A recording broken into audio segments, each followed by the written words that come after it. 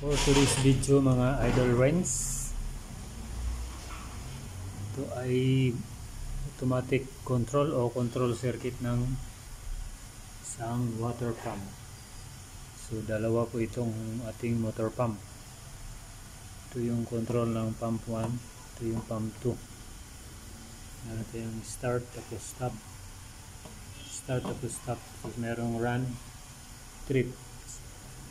Tapos ito yung kanyang selector switch. Pag nakaganyan, automatic yan. Pag ganyan, off. Pag nakaganyan, manual. So pwede mo pindutin dito, pwede rin dito. So ayusin natin ito mga karins, dahil itong magnetic contactor ay mayroon ng problema. Nakalubog na yung kanyang tumaas yung pressure ng ating tangke.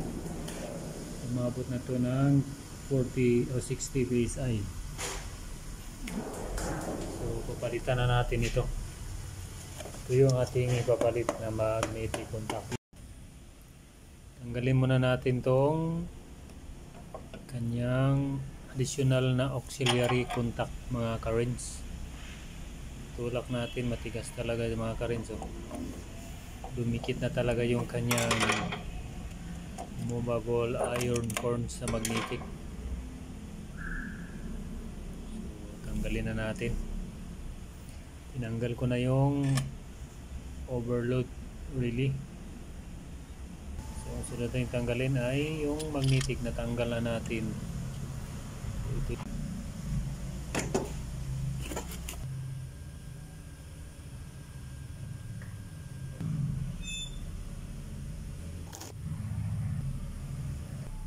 So, ganyan natin yung magnetic contactor.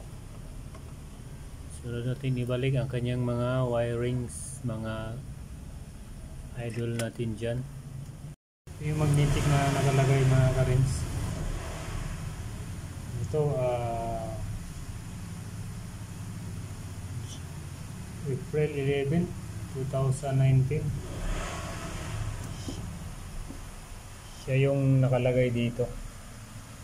Kaya kailangan na talaga siya palitan dahil ano na yung contact yung kanyang magnetic field dumikit na, hindi na bumitaw.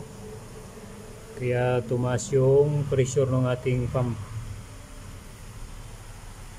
Kaya ito nakita natin kanina, ito lumubog. Ito kanina nakalubog to siya, ayun ganyan. Hindi na umangat. Kaya yung magnetic contact nito, magnetic ano tawag nun? Magnetic field ba tawag nun siguro? So may ibang tawag nun.